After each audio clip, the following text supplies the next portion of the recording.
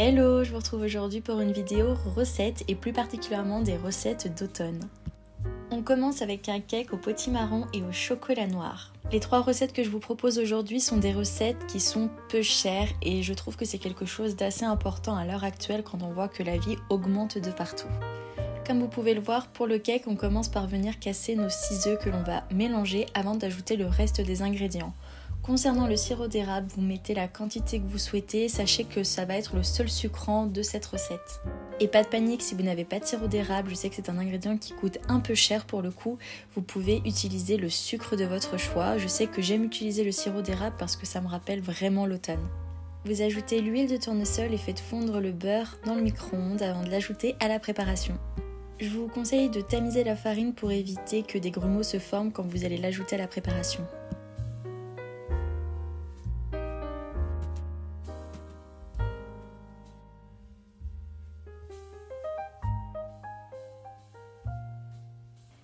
Une fois la farine ajoutée, vous faites de même avec la levure chimique, ça va permettre au cake de bien gonfler lors de la cuisson.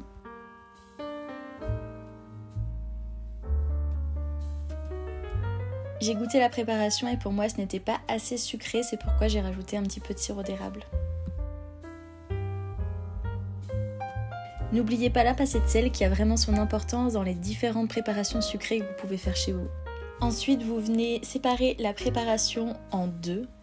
Comme ça, d'un côté, vous allez pouvoir ajouter vos 300 g de potimarron et de l'autre, votre chocolat noir, 250 g exactement, que vous aurez fait fondre au préalable. Pour le potimarron, j'ai pris un potimarron entier que j'ai coupé en quartiers, que j'ai fait cuire ensuite à la vapeur, j'y ai enlevé la peau et je l'ai réduit en purée à l'aide d'une fourchette.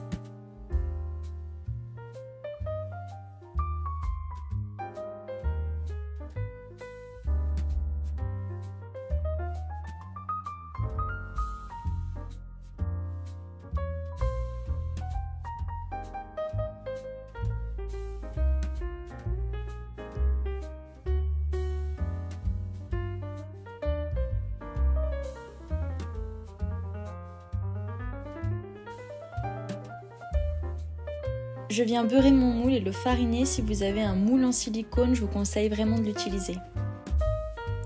L'idée, c'est d'avoir à la découpe un marbré, c'est pourquoi vous alternez les différentes couches dans votre moule.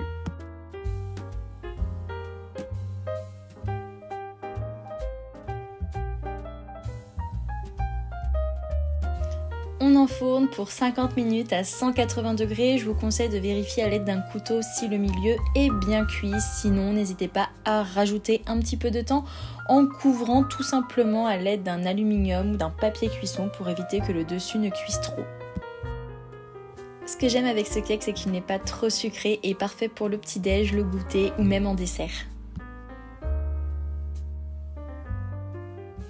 Alors l'automne, c'est vraiment le retour des soupes et de velouté et c'est pour ça qu'aujourd'hui je vous propose un velouté de potimarron. J'ai commencé par faire cuire mon potimarron en quartier à la vapeur et ensuite je l'ai coupé en morceaux pour le faire rissoler. J'ajoute de l'huile de coco et du gingembre frais, vous pouvez aussi utiliser du gingembre en poudre et d'ailleurs j'en ai rajouté au cours de la recette. Alors les épices diffèrent vraiment selon les goûts. J'ai ajouté pour cette recette une cuillère à café de paprika, j'ai rajouté du gingembre en poudre car pour moi il en manquait et j'ai aussi ajouté une cuillère à café de cannelle. Il faut vraiment que la cannelle soit subtile dans le plat parce que sinon le velouté risque de devenir écœurant. Vous ajoutez votre bouillon de légumes. Pour l'eau, je donne pas la quantité tout simplement parce que ça dépend de la texture que vous souhaitez avoir à la fin. Vous verrez qu'ici, j'ai vraiment la texture d'un velouté et non pas celle d'une soupe.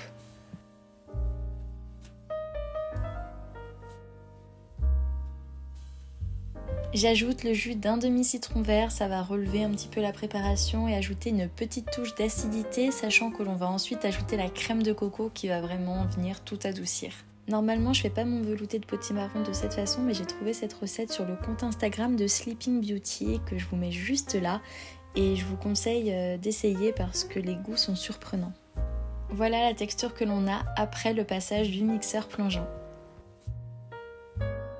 Cette recette de courge farcie est idéale si vous n'avez pas envie de passer 10 ans en cuisine. Vous coupez votre courge butternut en deux et venez faire des petites incisions à l'intérieur pour ensuite la badigeonner d'huile. Ça va permettre d'avoir une cuisson bien au cœur.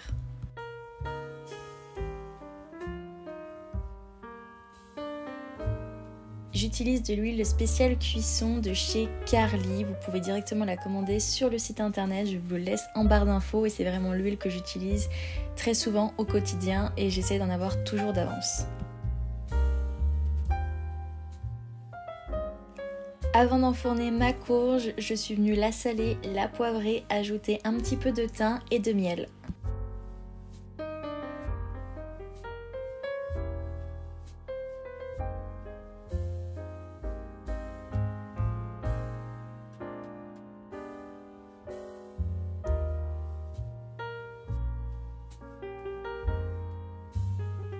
Je l'ai enfournée pour 50 minutes environ à 200 degrés.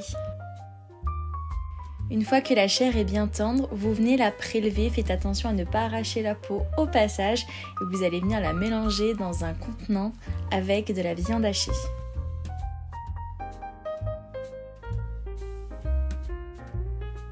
Rien ne vous empêche d'ajouter d'autres ingrédients, ce jour-là j'ai vraiment fait très simple. Une fois bien mélangé, vous venez de nouveau remplir vos courges butternut.